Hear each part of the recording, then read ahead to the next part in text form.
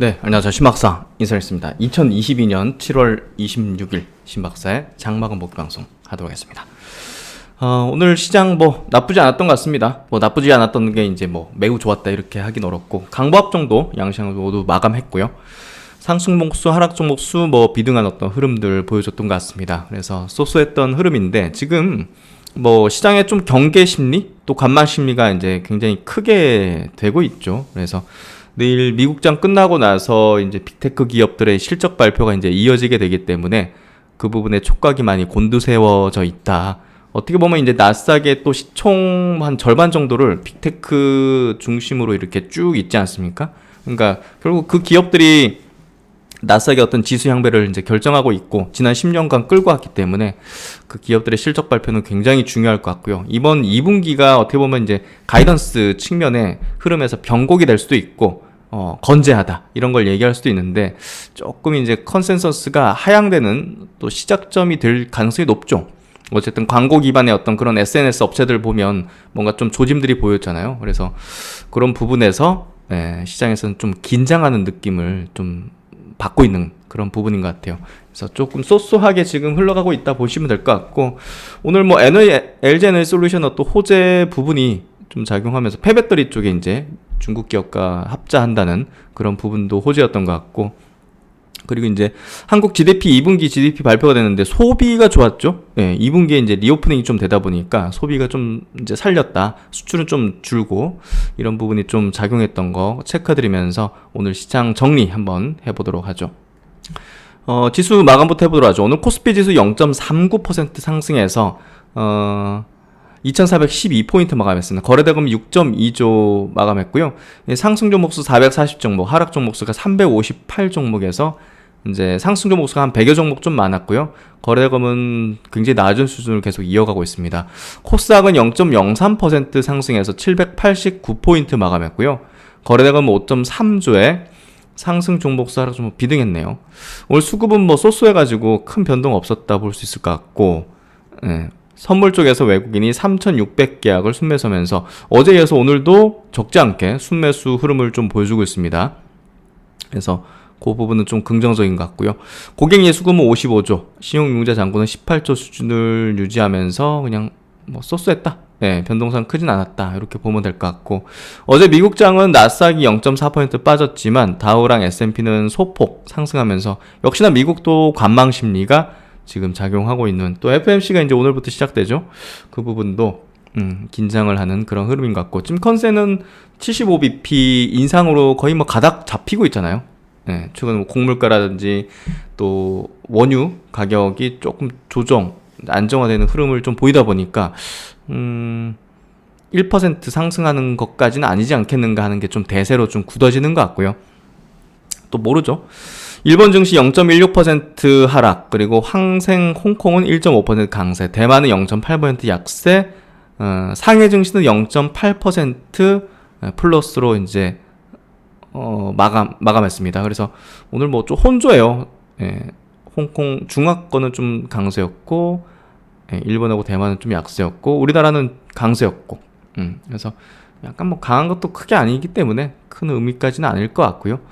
어쨌든 오늘 수급은 큰 변동상이 없었잖아요. 양시장 모두. 그래서 크게 보기 좀 어려울 것 같고, 그나마 이제 외국인들이 전기전자 섹터에서 880억 정도 순매수, 기관도 한 300억 해서 개인만 1100억 정도 순매도하면서 전기전자 IT 쪽을 외국인 기관이 좀 샀다. 이 정도로 보면 될 것 같아요. 그러면 시총 상위 종목들 좀 보면 큰 등락이 없죠. 큰 등락 없고, 오늘 삼성전자도 1% 상승, LG엔솔도 0.7%, 오늘 좀 플러스 4%까지 올랐는데, 오늘 이제 보시면 이게 작진 않은 이슈예요. LG엔솔이 중국에 첫 배터리 재활용 합작사를 설립했다는 거죠. 그래서 이 부분이 작지 않은 부분이고, 중국 내 1위 코발트 정련 업체 화요 코발트. 그래서 앞으로 이제 LG엔솔도 이 배터리 리사이클링, 또 이제 재활용 관련된 사업을 또 이제 크게 해나갈 걸로 예상이 되고 있고, 이 배터리를 생산하는 과정에서 이 수율 문제도 있고 여러 가지 어떤 이제 것들이 나오거든요. 그런 것들을 또 수거해가지고 같이 만드는 그런 작업, 스크랩을 처리하고 또 폐배터리를 가공하는 이 전처리 공장은 LG엔솔 생산 공장이 위치한 중국 난징시에, 재활용 메탈을 처리하는 후처리 공장은 화유 코발트 시설을 활용할 수 있는 중국 저장성 취조시. 이제 양분해가지고 이제 이 공정을 양분해가지고 이제 하겠다는 거죠.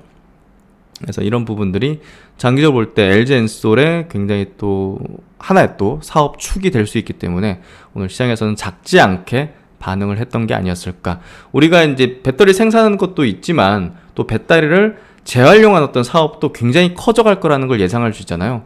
예, 그 사업 부분에 치고 달리는 어떤 이슈가 나온 거다. 이렇게 좀 정리를 해보시면 좋을 것 같고, 일단은 내일 그 대규모 물량이 또 이제 보호에서 풀리기 때문에 어느 정도 나올 거예요. 기관의 물량들이. 그래서 그 부분 때문에 오늘 조금 밀린 것 같고요. 고점 대비. 제가 볼 때는 수급적인 내용으로 빠진다. 보호의 수위가 풀린 부분 때문에 주가가 좀 빠진다. 그거는 저는 중장기적 관점에서는 기회가 될 수밖에 없다고 생각합니다. 그래서 제가 이제 계속 강조드렸지만, 단기적인 수급 충격은 나타날 수 있지만, 그거는, 또 다른 변곡, 또 다른 기회가 될 수 있는 측면이 라는 거를 좀 우리가 이해할 필요가 있고, LG엔솔의 이제 성장성과 또 이제 퍼포먼스, 이런 어떤 좋은 내용들은 계속 이어질 걸로 보여지기 때문에, 지금 시총이 92조잖아요. 100조 넘을 건 뭐 당연하고 시점의 문제고, 사실 장기적으로 볼 때는 이 삼성전자가 파운드리라든지 이 비메모리 분야에서 뭔가 성과를 뚜렷하게 내지 못한다면, 메모리와 이제 스마트폰 시장은 약간 좀 뭐랄까, 메모리는 이제 뭐 성장해 나가겠지만 그 고성장은 아니잖아요. 스마트폰은 성석기고, 그러다 보니까 고성장하는 사업군이 파운드리인데 그게 이제 치고 달리는 흐름을 내지 못한다면, LG엔솔이나 이 배터리사에게 시총을 역전당할 가능성도 충분히 열려 있는 거죠. 그 부분을 우리가 생각해 볼 필요가 있다. 그래서 LG에너지솔루션의 상장 이후 이제 주가는 계속 좀 이렇게 하향 추세를 보이고 했지만, 사실상 이번 수급 이슈로 주가 조정을 받는다면 장기적인 관점에 기회의 영역으로 좀 판단하는 게 필요하지 않겠는가, 그런 어떤 의견을 한번 드려봅니다. 오늘 그 외에 이제 시총 상위주들 변동성이 크진 않았고요.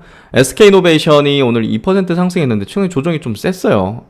어쨌든 그 정유 업종이 이제 정제 마진에 좀 이제 안 좋은 어떤 흐름, 이제 유가가 이제 빠지다 보니까 이 부분이 작용했다 보여지고요. 그럼에도 불구하고 이제 SK그룹이 또 이제 공격적인 증설에 대한 또 발표를 할 가능성이 높은데요. 바이든 대통령하고 최태원 회장이, SK 최태원 회장이 내일 화상 면담, 지금 바이든 대통령이 코로나 걸렸잖아요. 그래서 화상 면담을 통해서 SK그룹이 미국 투자에 대한 논의를 한다, 미국 내 공장 설립 등 투자 계획을 발표할 가능성이 높다는 얘기를 지금 기사화되고 있는데요. 바이든 대통령이 최 회장을 직접 면담하는 것을 고려하면 SK그룹의 미국 내 대규모 투자 계획이 발표될 가능성이 큰 것으로 판단된다. 다만 현재까지 구체적인 투자 분야나 규모, 시기 등은 아직 명확히 알려지지 않고 있다. 백악관은 이번 회의를 통해 바이든 행정부의 제조업 성장, 새로운 고임금 일자리 창출, 기후위기에 대응할 기술 개발, 인기 투자처로서 미국의 장점을 강조할 것이다. 이를 고려하면 SK그룹이 미국의 유망 기업을 인수하거나 투자하는 것보다는 미국 내 공장 설립 등 가능성이 높은 걸로 관측이 된다. 앞서 SK그룹의 배터리 제조 회사인 SK온은 미국 완성차 업체 포드와 합작 법인을 만들어서 미국 테네시와 켄터키에 3개의 전기차용 배터리 공장을 짓겠다고 밝힌 바 있다. 공장 한 개당 43기가와트시. 와우. 그러면 3개면 와 130이죠. 엄청난 규모입니다. 25년과 26년에 걸쳐서 완공이 된다. 그래서 미국에서 이제 양산이 대규모로 이제 이루어지는 게 대략 지금 보면 25년에서 26년에 걸쳐 있거든요. 지금 엄청난 쇼티지에 봉착해 있는 미국이기 때문에 이런 부분들이 바로바로 이제 소화되는 그런 물량이 될 겁니다. 그래서 이제 그 SK 최태원 회장은 이 바이든 대통령하고 이 2차전지뿐이 아니라 또 친환경 에너지라든지 수소산업 등 그린 비즈니스 분야 혹은 또 SK 분야의 3대 성장 동력이 뭡니까? 바이오, 반도체, 이 배터리잖아요. BBC. BBC.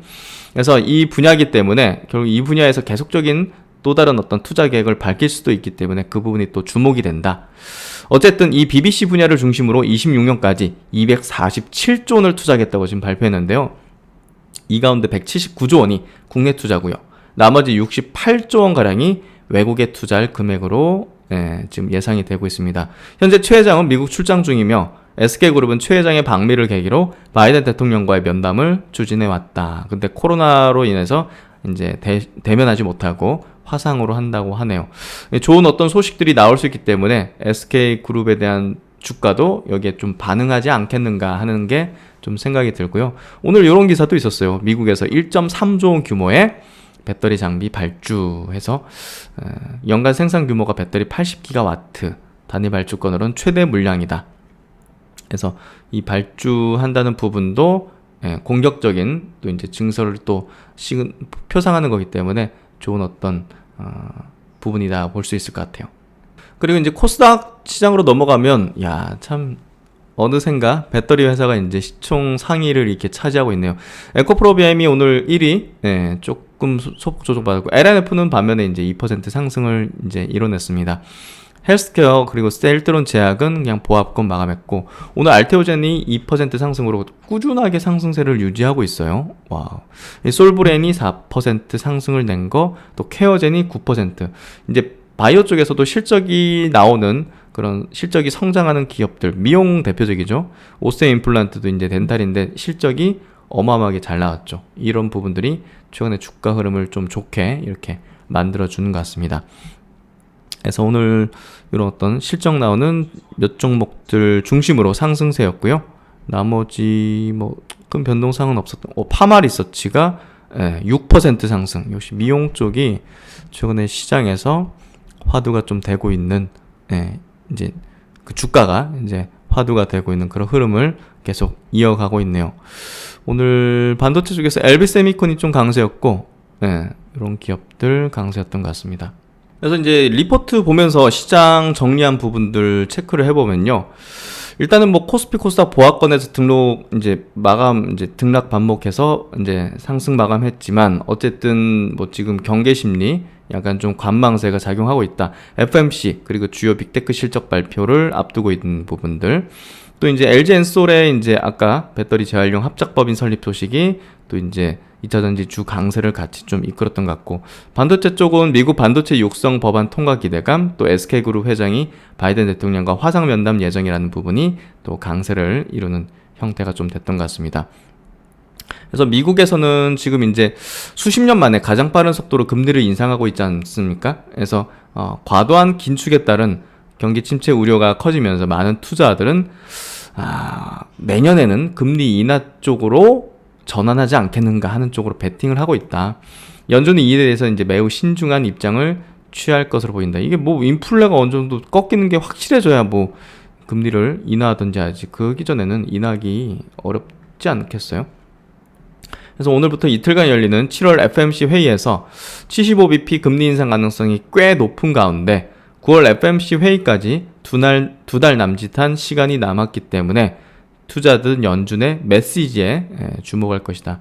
FMC에서 이제 75bp든 1%든 그게 중요한 포인트가 아니라 연준의 메시지가 어떤 게 나올지가 아마 이제 시장에서는 중요한 어떤 화두로 삼고 상승과 하락의 어떤 이유로 삼을 가능성이 높기 때문에 어떤 메시지를 줄지, 그러니까 향후 어떻게 할 거다 뭐 이런 거 있잖아요. 그 부분이 아마 중요할 것 같아요. 그리고 이제 빅테크 기업 마이크로소프트, 알파벳이 이제 실적 발표 장 끝나고 이제 있습니다. 이 부분이 또 장 시작 전에는 소비 기업이죠. 코카콜라라든지 맥도날드, UPS 같은 기업이 실적 발표할 거기 때문에 이 부분이 또 중요한 화두가 될 것 같고요. 그리고 이제 한국의 2분기 GDP 체크를 좀 해볼게요. 소비가 다 했다. 그러니까 이제 이번 GDP에서 조금 무역 부분, 수출 부분은 조금 둔화됐을 걸로 예상이 됐는데, 역시나 이제 수출이 1.4%포인트 감소, 근데 민간 소비가 1.4%포인트 상승. 요게 이제 GDP를 어느 정도 예상치보다는 좀 상회하게 만들었던. GDP가 전년 대비 2.9%, 전분기 대비 0.7% 성장했어요. 그래서 우리나라 이제 GDP가 2분기는 그래도 양호하게 좀 나왔다. 왜냐면 이제 리오픈을 좀 단행했잖아요. 우리가 뭐 마스크도 뭐 야외선 좀 벗고 대외 활동을 하고, 그게 이제 서비스 심리, 서비스 소비가 이제 늘어난 거죠. 그래서 4월 18일 날 사회적 거리두기가 해제됨으로써 4, 5, 6이 이제 2분기잖아요. 예, 그래서 이 소비 심리가, 아니 소비가 이제 늘어난 거죠. 음식, 숙박, 여행, 레저, 서비스업에 대한 민간 소비가 이제 크게 증가했다 보시면 될 것 같습니다. 근데 이제 2분기는 중국 봉쇄의 어떤 직격탄을 맞으면서 다소 좀 안 좋았고, 이게 좀 하반기에도 좀 이어질 가능성이 높기 때문에 조금 부담 요인이 되죠. 근데 이제 소비 부분은 이렇게 좀 풀리는 부분이 좀 이어지지 않겠는가 하는 게 이제 생각이고, 여기에 따라서 GDP가 3분기에는 0.5% 증가, 22년도 전체로는 전년비 2.3% 증가할 걸로 예상을 하고 있습니다. 이건 이제 NH 리포팅이고요. 일단 한국은행이 추가 금리 인상에 대한 부분을 남겨두고 있잖아요. 그래서 민간 소비가 일단 한국의 GDP를 뒷받침할 전망인데, 금리 인상할수록 이게 이자 부담이라든지 이런 것이 늘어나기 때문에 소비 여력이나 소비 심리가, 인플레도 있어가지고 구매력이 이제 좀 부담을 느낄 가능성이 높은데, 어쨌든 2분기는 그래도 예상보다는 좀 좋게 나왔다, 이렇게 좀 정리를 하시면 될 것 같아요. KB증권에서 나온 리포팅은 조금 더 보수적으로 좀 보는 것 같아요. 한국 GDP 호조는 2분기에 그칠 것이다. 한국 2분기 GDP 성장률 소비 호조를 바탕으로 예상을 좀 상회했다. 하지만 지속 가능성을 낮게 보는 두 가지 이유에서 2분기 성장률이 호조를 나타내는 것은 분명 긍정적이나 3분기 둔화 이후 4분기와 내년 1분기 성장률이 정기비 마이너스로 하락할 것으로 보는 시각에는 변함이 없다.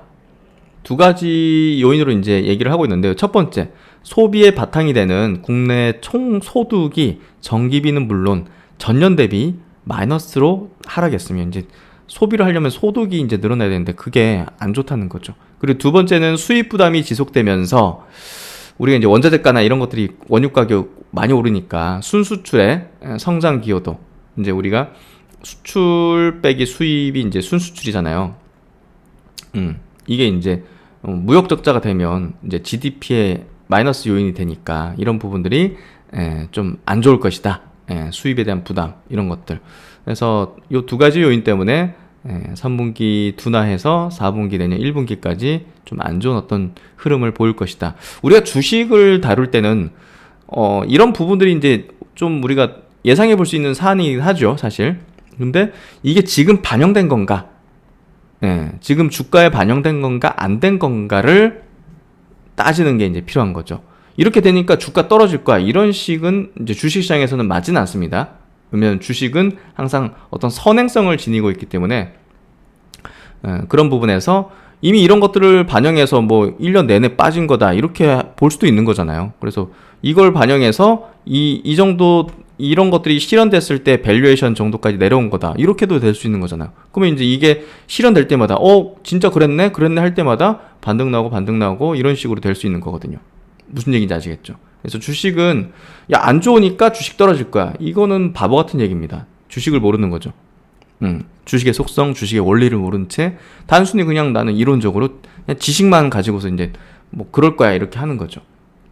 주식은 선행성이라는 거를 우리가 꼭 유념해서 이해할 필요가 있다는 부분이죠. 그래서 이 두 가지 요인으로 이 호조가, GDP 호조가 지속 가능하지 않다고 이제 보는데, 설득력이 있고 맞습니다. 근데 이게 주식에서는 반영됐는지 안 반영됐는지를 판단하는 게 우리가 전략에서 중요한 거지, 이렇기 때문에 주식이 떨어질 거다, 이거는 주식 투자자로서의 잘못된 판단인 거죠. 그 다음에 이제 이번 주는 뭐 빅테크 기업들 실적 발표가 많으니까 간략하게 뭐 저번에 이제 체크드렸지만 다시 한번 체크드리면 7월 26일입니다. 오늘. 장전에 이제 코카콜라, 맥도날드 이런 기업들, 소비 기업들 발표가 있고요. 또 장 끝나고 나서는 여기 밑에 보시면 마이크로소프트, 알파벳, 또 비자 같은 기업이 실적 발표를 합니다. 그리고 27일 날 또 장 후에 퀄컴하고 램리스지 같은 또 이제 반도체 기업이 또 실적 발표를 하고요. 또 이제 대망의 또 중요한 포인트는 28일 날 장 후에 애플과 아마존, 인텔이 실적 발표를 한다는 부분, 이 부분이 또 매우 중요한 포인트가 될 것 같고 29일 날은 장전의 엑손모빌 이제 에너지 최대 기업 요 기업의 실적 발표 있는 부분 잘 챙겨두시면 될 것 같습니다.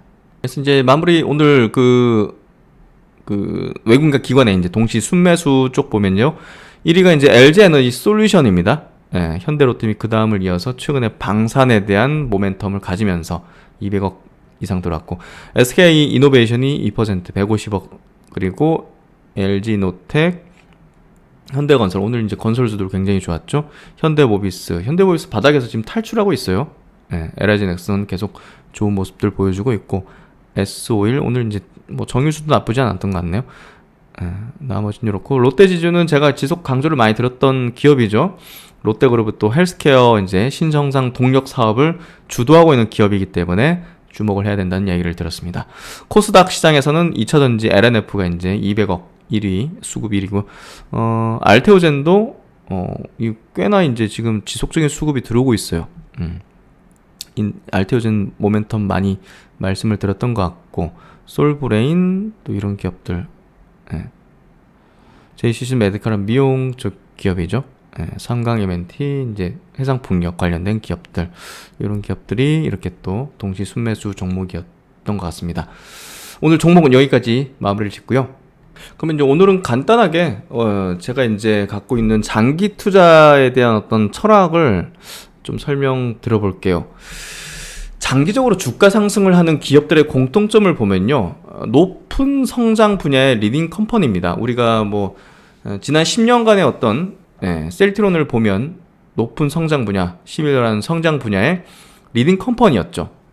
그런 부분들 또 실적의 증가가 이제 지속되고 또 경기 변동이나 글로벌 매크로 상황이 부정적이라도 이 추세의 영향을 받지 않는 거 2차전지 분야가 또 대표적이잖아요. 그래서 바이오시밀러 또 CMO 사업들 또 이제 2차전지라든지 이런 분야가 지금 경기 변동 글로벌 매크로 상황이 부정적이라도 추세의 영향을 받지 않는다는 거죠. 지금같이 경기 침체 우려라든지 인플레이션 환경하에서도 뭐 바이오시밀러가 뭐가 문제입니까? CMO 사업이 뭐가 문제겠어요? 신약의 어떤 플랫폼 기업들은 또 문제가 어디 있습니까? 2차전지 기업들 또 비메모리 사업을 하는 기업들 그렇죠? 그래서 뭐 해성 DS라든지 예를 들면 뭐 LG 에너지 솔루션이라든지 에코프로 BM이라든지 셀트론 그룹즈라든지 뭐 아까 이제 알테오젠 같은 기업이라든지 삼성 바이오로직스라든지 또 ST만 같은 기업이라든지 그렇죠? 그런 기업들은 뭐 사실 이런 변동 상황이 전혀 무차별하게 이제 가는 거죠. 또 속해 있는 산업이 강세장의 주도 업종이 되는 경우 어떻게 됩니까? 주도주로 부상하면서 주가 슈팅 구간이 형성되죠. 그래서 이제 그런 구간에서는 좀 이제 매도를 조금 이제 해볼 수도 있겠지만 어쨌든 장기 철학을 가지고서 이제 장기 투자 철학을 가지고서 이제 바라보는 어떤 전략을 세우는 그런 기업은 물량을 계속 수량을 늘려나가는 전략을 계속 공고히 다져야 된다. 그래서 이제 장기 투자 철학 첫 번째 10년 이상의 장기 성장이 확보된 글로벌 메가 트렌드 산업이어야 된다. 두 번째는 팔지 않고 계속 수량을 늘려가야만 하는 신념을 확고히 실행할 수 있어야 하는 업종과 기업이어야 하죠. 세 번째는 산업이 구조적인 성장이 멈추거나 둔화될 수밖에 없는 이유가 없다면 되도록이면 많은 물량을 확보하는 것에 주안점을 두고요. 시장 하락기는 이에 더없이 좋은 기회다. 지금 같은 시장 하락기 더없이 좋은 기회죠. 장기 투자로 이제 10년 이상의 장기 성장을 바라볼 수 있고 확보할 수밖에 없는 그런 기업. 그런 기업은 시장 하락기 지금 더 사야 되는 거죠, 막. 그리고 이제 차트 분석은 다소 배제를 해야 됩니다. 프랙탈 이론인가 있는데 제가 이제 굉장히 좀 좋아하는 또 이제 많이 적용하는 그런 이론이에요. 우리가 차트로 보면 막 고점에 어떤 궤적들 나오잖아요. 막 쌍고점, 이중고점, 다중고점 찍고 거래 터지고. 그러니까 이제 그게 부분일 수 있는 거예요. 10년을 바라볼 때 10년의 추세 속에서는 이 추세가 나중에 막 이렇게 가 있는 상황에서는 보면 잔디밭 같이 느껴지는 거지. 잔디밭 같이. 이 큰 그림에서 보면 이게 이제 작은 한 부분인데 이 안에서만 보면 와, 이게 고점처럼 보이는 거야. 그래서 이게 이제 프랙탈 이론인데 부분이 전체가 되고 전체가 부분이 되고 자기 유사성의 어떤 이론이죠. 이 프랙탈 이론처럼 부분으로는 고점 패턴이 될 수 있으나 10년의 그림에서는 조정권일 것이기 때문이죠. 수량을 더 늘리기 위한 매도는 할 수 있으나 고점을 매번 맞출 수는 없다는 전제를 가지고서 고점에 파는데 신경을 쓰기보다는 조정 시 어떻게 하면 물량을 더 늘 수 있을까를 고민하는 것에 중심을 두는 것이 필요하다는 거죠. 조정 시 어떻게 하면 물량을 더 늘릴 수 있을까? 월급을 더 모아서라도, 아니면 내가 갖고 있는 집에 일부 담보대출에서 여기 하락기에서는 내가 좀 더 들어가자, 이런 식으로 할 수 있는 거죠. 그래서 거기에 보다 더 포커스를, 에너지를 쓰는 게 현명한 판단이라는 거죠. 5번째, 장기 투자의 본질적인 아이디어는 실적과 주가는 동행한다는 거다. 많이 비유를 들었는데, 앙드레 코스톨라니아 이제 개와 산책 이제 강아지 데리고 산책 가면 강아지는 왔다 갔다 하잖아요. 이게 이제 강아지가 주가라고 볼 수 있고, 이 사람의 어떤 가는 길, 이게 결국 가치라고 볼 수 있죠. 결국 가치는 이렇게 가 있어요. 강아지는 왔다 갔다 하고, 주가는 계속 왔다 갔다 하는 거죠. 결국 10년 장기 성장을 할 수밖에 없는 기업들이 있잖아요. 알잖아요. 그런 기업들은 주가의 궤적에 흔들리지 않는다. 수없이 출렁이는 이 변동성과 외부적인 요인들의 사람의 마음은 넘실거리고 불변적인 본질보다는 가변적인 외부적인 요인들의 매도 버튼을 쉽게 눌러버리고 만다는 거죠. 코스톨라니의 개와 산책 이야기처럼 결국은 실적과 주가는 동행한다는 본질에 중심을 두고 흔들리지 않아야 한다는 거죠. 그래서 이 부분을 반드시 명심을 해야 되고, 결국은 실적과 주가는 동행을 할 수밖에 없다. 분산 투자를 하는 대중과 집중 투자를 하는 고수입니다. 자료가 좀 흐리다게 나오는데 그래도 설명해드리죠. 이게 워렌 버핏의 지금 포트폴리오라고 합니다. 애플이 40%를 차지하고 있어요. 뱅크 오브 아메리카가 14%. 지금 보시면 워렌 버핏의 포트폴리오 8종목 비중이 85%입니다. 워렌 버핏은 분산 투자를 하는 사람이 아니에요. 과거에도 이제 몇 종목 가지고서 비중을 거의 대부분 채우는 그런 집중 투자하는 이제 투자자였죠. 애플 한 종목의 보유 비중이 40%. 이거 거의 몰빵 투자 비슷한 겁니다. 워런 버핏의 성공 비법은 결국 집중 투자예요. 그 해당 기업을 장기 투자해서 보유하는 거죠. 손절하는 경우도 있었어요. 근데 대부분은 장기 보유를 통해서 성과를 내는 것이 메인 전략이자 철학이었고, 그게 이제 성과를 이렇게 크게 낸 거죠. 분산 투자를 하는 거는 결국은 큰 돈을 벌지 않겠다는 거예요. 그래서 제가 과거에도 이제 집중 투자 이런 것들을 많이 강조드렸던 게, 투자 고수를 많이 이제 만나러 다녔었지만 다 집중 투자를 하더라고요. 다 집중 투자. 분산 투자하는 사람이 한 명도 없습니다. 이제 분산 투자를 한다는 건 자신이 없다는 거죠. 자신이 없고 잘 모른다는 거죠. 또 예측을 못 한다는 거죠. 우리가 시장에 대한 예측은 할 수 없어요, 사실. 근데 어떤 산업에 대한 예측은 할 수 있습니다. 2차전지 시장, 바이오시밀러 시장, CMO 시장, 항암제 시장, 그렇죠? 파운드리 시장, 그런 것들은 예상할 수 있단 말이에요. 예측할 수 있고 맞출 수 있다는 거예요. 주식 투자를 통해서 큰 수익을 내기 위해서는 산업에 대한 예측을 해야 됩니다. 예측을 하지 않는 사람은 주식으로 돈을 벌지 않겠다는 거예요. 이럴 수도 있고 저럴 수도 있고 맨날 시장만 얘기하고 있고, 그 사람은 주식 투자하는 사람이 아니죠. 그냥 뭐랄까요, 그냥 주식 시장을 이제 분석해서 얘기해 주는 사람이죠. 입으로 그냥 투자하는 사람들이죠. 산업과 기업을 예측할 수 있어야 됩니다. 그게 바로 투자자고, 그게 바로 우리에게 돈을 크게 벌어줄 수 있는 그런 방법론을 만들어낼 수 있다는 겁니다. 분산을 한다는 것은 주식 투자로 큰 수익을 내겠다는 전략이 아니라, 예측은 어렵다는 전제를 밑바탕에 깔고 하는 방식이라는 측면에서 대중 투자자나 펀드 수익률을 벗어나기 어렵다고 볼 수밖에 없습니다. 그래서 그건 어리석은 투자라고 볼 수밖에 없고요. 위대한 기업을 장기 보유해서 복리의 달성하는 방향으로 나가야 됩니다. 고수익은요, 고성장하는 기업에 대한 장기 투자를 통해서 달성이 되고요. 위대한 기업에 대한 투자를 통해서 그것은 실현이 됩니다. 복리의 마법은 바로 그런 기업을 장기 보유하면서 달성할 수 있는 거죠. 10년을 내다보는 산업의 고성장의 예측과 전망은 성공하는 투자자의 필수적인 신념이 되어야 합니다. 이 부분 공감하시나요? 제가 가지고 있는 이제 장기 투자에 대한 철학, 또 집중 투자에 대한 철학을 간략하게 좀 설명을 드려봤고요. 한번 생각해 보셔도 좋을 것 같습니다. 그래서 오늘 좀 외부 어디 나갔다 오다 보니까 좀 늦게 이제 영상을 만드는데 좀 굉장히 좀 배가 고프네요. 네. 이번 내용도 많은 도움이 되시길 바라고요. 시장에 좀 관망 심리가 지금 작용하고 있습니다. 큰 변동성도 나올 수도 있고 아니면 어떤 방향성으로 크게 나올 수도 있고 참 뭐 알 수는 없지만 어쨌든 너무 부정적으로 바라볼 필요는 없는 분위기가 아닐까 생각도 됩니다. 네, 오늘도 고생 많으셨고요. 중복이라서 또 든든하게 닭들 드셔야 될 것 같은데 힘내시고 여러분과 함께 계속적으로 동행하고 나아가고 또 꿈의 주식을 찾는 과정들을 해나가도록 하겠습니다. 네, 편안한 저녁 시간 되시고요. 신박사는 다음 시간에 또 뵙도록 하겠습니다. 감사합니다.